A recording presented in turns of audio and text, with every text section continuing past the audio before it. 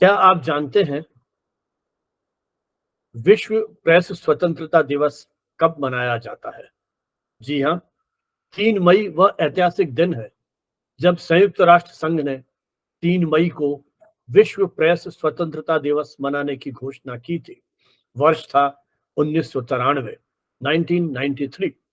इस दिवस को मनाने की जो पृष्ठभूमि है, यूं तो उसके पहले दुनिया में अलग-अलग स्थानों पर आयोजित सेमिनार संगोष्ठियों में इस बात की आवश्यकता को प्रतिपादित किया गया कि दुनिया में प्रेस की स्वतंत्रता के प्रति आम आदमी से लेकर सरकारों में कहीं न कहीं एक सम्मान का भाव होना चाहिए।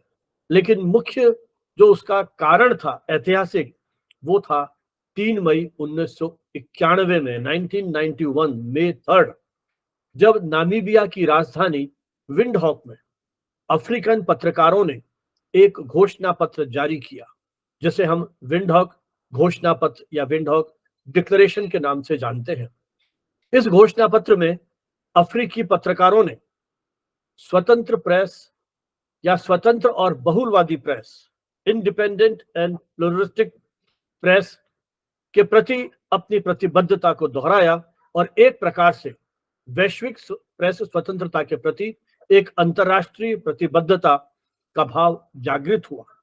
इसी कारण 3 मई 1993 को इसी दिन की उस ऐतिहासिकता को स्वीकार करते हुए, उसको मान्यता देते हुए संयुक्त राष्ट्र संघ ने 3 मई को विश्व प्रेस स्वतंत्रता दिवस की घोषणा की।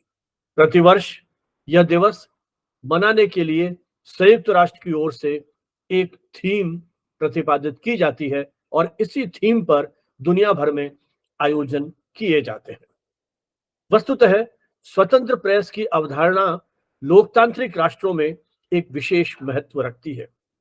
दुनिया की अनेक क्रांतियों में अभिव्यक्ति की स्वतंत्रता ने अपनी एक महती भूमिका निभाई है, या यूं कहूं कि उस देश के पत्रकारों ने, लेखकों ने, साहित्यकारों ने अभिव्यक्ति के स्वतंत्रता के लिए अपनी जान तक की कुर्बानी दी।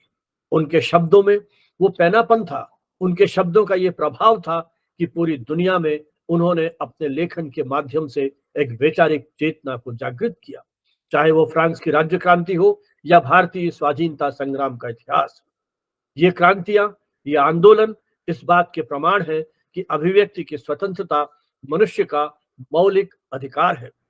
1949 में यूनिवर्सल ह्यूमन राइट्स डिक्लेरेशन जो किया गया था, उसमें भी अनुच्छेद 19 में अभिव्यक्ति की स्वतंत्रता को मनुष्य के बुनियादी अधिकार के रूप में स्वीकार किया गया है। जहां तक भारत के स्वतंत्रता का सवाल है, भारत की संविधान की जहां तक बात है, वहां भी अनुच्छेद 19 एक क के तहत अभिव्यक्ति की स्वतंत्रता को मौलिक अधिकार के रूप में स्वीकार किया गया है।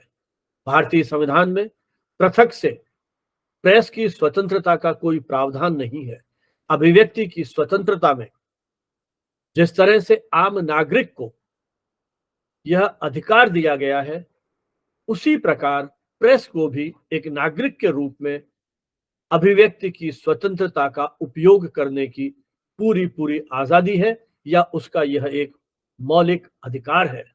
वस्तुतः संयुक्त राष्ट्र संघ ने जो ये घोषणा की थी विश्व प्रेस स्वतंत्रता की, उसके पीछे मूल भाव यही है कि शब्द और छवि के माध्यम से विचारों का मुक्त प्रवाह को हम किसी तरह से प्रोत्साहित कर सके। इसके पीछे मूल भाव यही काम कर रहा था कि एक मौलिक सिद्धांत और अधिकार के रूप में इस अभिव्यक्ति की स्वतंत्रता को अंतर्राष्ट्रीय स्तर पर वैश्विक रूप में मान्यता प्रदान की जाए। इसका यह भी उद्देश्य था कि हम समय समय पर दुनिया भर के देशों में प्रेस की स्वतंत्रता का की जो स्थिति है, उसका भी मूल्यांकन, विवेचन, विश्लेषण करते रहें और मीडिया पर होने वाले आक्रमणों और हमलों से उसको बचाने के लिए उसकी व्यू रचना तैयार की जा सके। और दुर्भाग्य से अपने कर्तव्य का पालन करते हुए जिन पत्रकारों ने अपनी जान की बाजी लगा दी, उनके प्रति भी श्रद्धांजलि और सम्मान का भाव व्यक्त किया जा सके। तो यूनेस्को संयुक्त राष्ट्र संघ ने जिस तरह से 1993 में विश्व प्रेस स्वतंत्रता दिवस की घोषणा की थी, एक दूसरा जो महत्वपूर्ण पड़ाव आता है वो है 1997 1997। उस दिन विश्व प्रेस स्वतंत्रता पुरस्कार इसकी घोषणा की गई। यह घोषणा की गई थी एक कोलंबियाई पत्रकार गुइलेर्मो कैनो इजाचा के प्रति सम्मान प्रकट करने के लिए। गुइलेर्मो एल एक्सपेक्टाडोर नामक समाचार पत्र के संपादक थे और 1952 से लेकर के 1986 तक वे इस पत्र के संपादक रहे। 34-35 वर्ष तक उन्होंने इस पत्र का संपादन बड़ी निर्भीकता के साथ किया। एक ड्रग कारोबारी के खिलाफ लिखने का फल उन्हें भुगतना पड़ा जब उनके ऑफिस के सामने उनकी हत्या कर दी जाती है। जो इस तरह के अपराधी थे उन्होंने केवल उनकी हत्या तक सीमित नहीं रखा अपने आप को, वरन बाद में उनके ऑफिस को भी बम से उड़ा दिया गया, उनके घर पे आग लगा दी गई, उनके वकील की हत्या कर दी गई।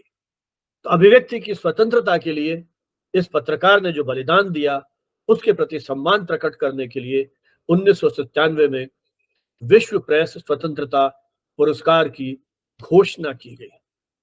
उसके बाद वियना में ये जो पुरस्कार था वो 14 पेशेवर पत्रकारों की एक जूरी होती है। वो प्रतिवर्ष एक ऐसी संस्था या व्यक्ति को जिसने अभिव्यक्ति की स्वतंत्रता के लिए संघर्ष किया उनके प्रति एक सम्मान प्रकट करने का ये माध्यम है।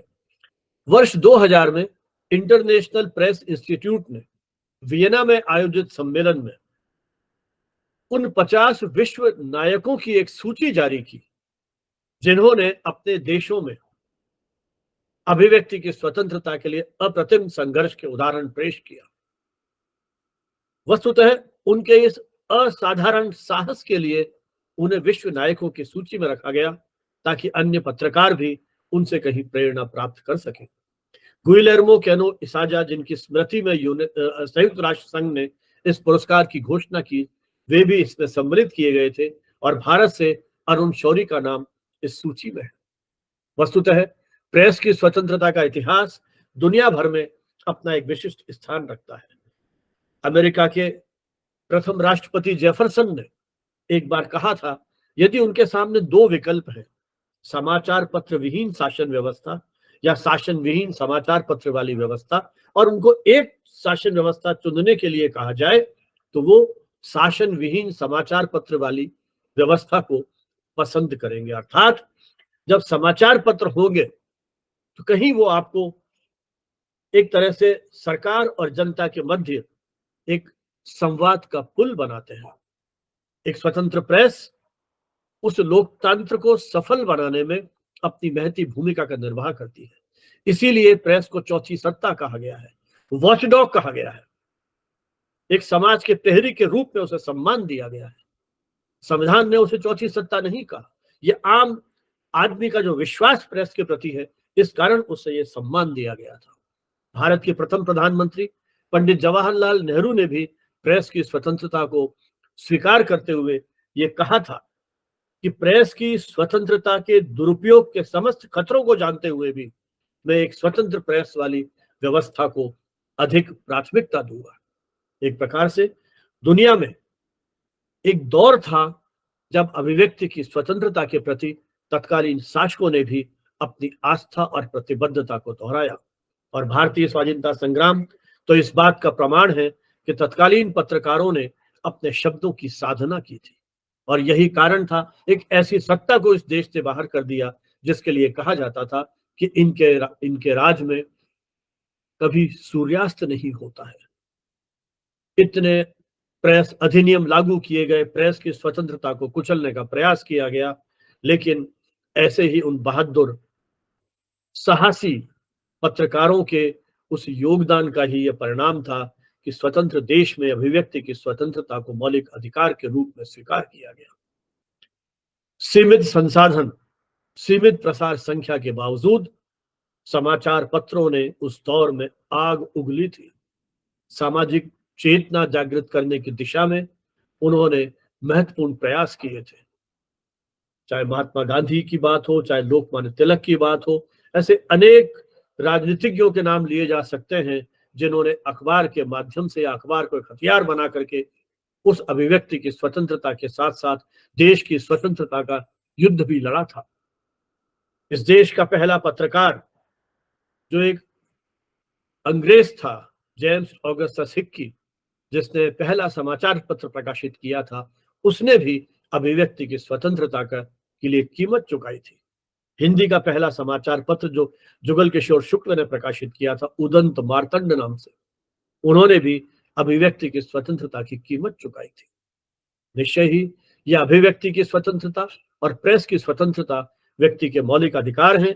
तो आइए विश्व प्रेस स्वतंत्रता दिवस पर यह संकल्प लें कि हम उन ऐसे पत्रकारों और उन समाचार पत्रों के प्रति अपना सम्मान प्रकट करेंगे जिन्होंने प्रेस की स्वतंत्रता और अभिव्यक्ति की स्वतंत्रता के लिए किसी तरह के समझौते नहीं किए और सदैव सत्यान्वेषण करने के लिए प्रयत्नशील रहे, सत्य और तथ्य के लिए वो सतत समर्पित रहे। विश्व प्रेस स्वतंत्रता की शुभकामनाओं और बधाई के साथ आपसे अनुरोध है, आप हमारे इस शैक्षिक अभियान को आगे बढ़ाने के लिए हमारे इस चैनल को सब्सक्राइब करें, अपने मित्रों के साथ साझा करें, उसे लाइक करें, टिप्पणियां करें और हमारे इस अभियान को आगे बढ़ाएं, हमारा मार्गदर्शन करें, हमारा उत्साहवर्धन करें। एक बार पुनः बधाई, शुभकामनाएं। जय हिंद, जय भारत।